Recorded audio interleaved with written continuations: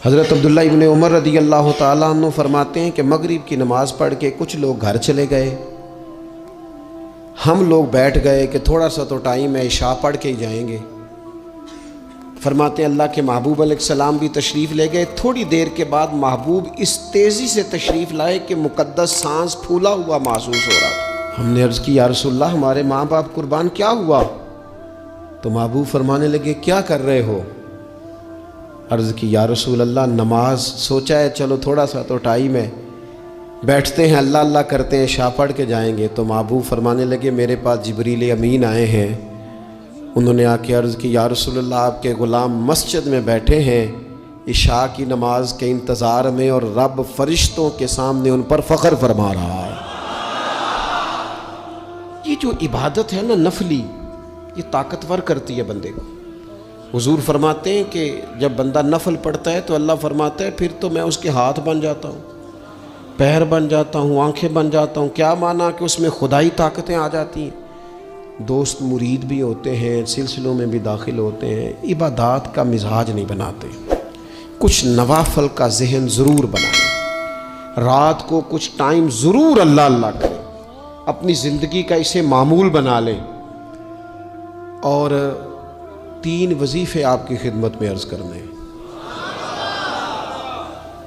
سخت مشکل جب آتی تھی نا تو صحابہ پڑھا کرتے تھے حسبنا اللہ و نعم الوکیل، نعم المولا، پڑھیے گا حسبنا اللہ و نعم المولا و نعم النصیر۔ اس کا معنی بڑا خوبصورت ہے، بالکل سادہ سا مختصر سا معنی کریں نا تو اس کا معنی یہ ہے میرے لیے اللہ ہی کافی ہے، اللہ میرا مددگار ہے، اللہ بہترین مددگار ہے، اللہ بہترین کفایت کرنے والا ہے۔ اس وظیفے کو نہیں چھوڑیں اور اس کے معنی سمیت اس کو یاد رکھیں۔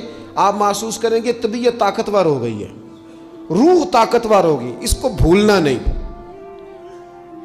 اور دوسرا آپ سے عرض کرنا ہے کہ اعلیٰ حضرت، چونکہ ہم سلسلہ طریقت میں فاضل بریلوی سے وابستہ ہیں اور باقی جتنے بھی لوگ ہیں سارے ماشاءاللہ انہی سے وابستہ ہیں، اعلیٰ حضرت نا لا حول ولا قوت الا باللہ العلی العظیم پڑھنے کی بڑی فضیلت بیان کرتے ہیں۔ یہ ایسا وظیفہ ہے جو سب کو آتا ہے نا ماشاءاللہ۔ نبی پاک علیہ السلام نے فرمایا یہ اللہ کے عرش کے خزانوں میں سے خزانہ ہے۔ اعلیٰ حضرت فرماتے ہیں 99 دفعہ پڑھو لا حول ولا قوت الا باللہ العلی العظیم۔ فرمایا اللہ تعالیٰ تمہیں 99 بیماریوں سے شفا دے گا، اور اس میں سب سے چھوٹی بیماری ٹینشن کی بیماری ہے، سب سے چھوٹی بیماری غم کی بیماری ہے، چھوٹی، باقی بڑی بڑی ہوں گی۔ اس وظیفے کو نہیں آپ نے چھوڑنا، اور یہ پابندی کرنی ہے، کریں گے انشاءاللہ تعالیٰ۔ اور تیسرا وظیفہ ہے درود پاک۔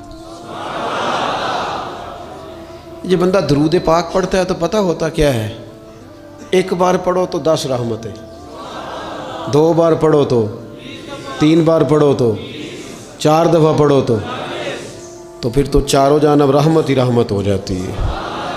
درود پاک کو کبھی نہ چھوڑو اپنی زندگی میں۔ آج آپ اپنے آپ سے عہد کریں کوئی رات ایسی نہ گزرے کہ درود پاک پڑھے بغیر ہمیں نیند آ جائے۔ یہ ذہن بنا، یہ 2 وظیفے اور تیسرا درود پاک۔ چوتھی بات آپ کی خدمت میں یہ عرض کرنی ہے کہ رمضان شریف آ گیا ہے۔ رمضان شریف کا قرآن پاک سے اس لیے گہرا تعلق ہے کہ شہر رمضان الذی انزل فیہ القرآن، رمضان کا وہ مہینہ ہے جس میں اللہ نے قرآن نازل فرمایا ہے۔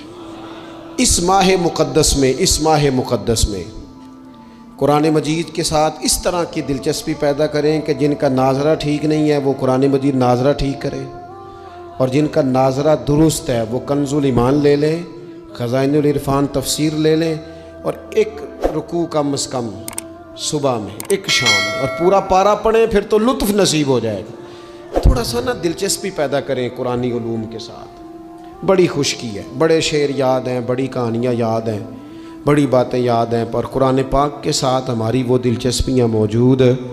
خاص ذوق پیدا کریں قرآنی تعلیمات کے ساتھ۔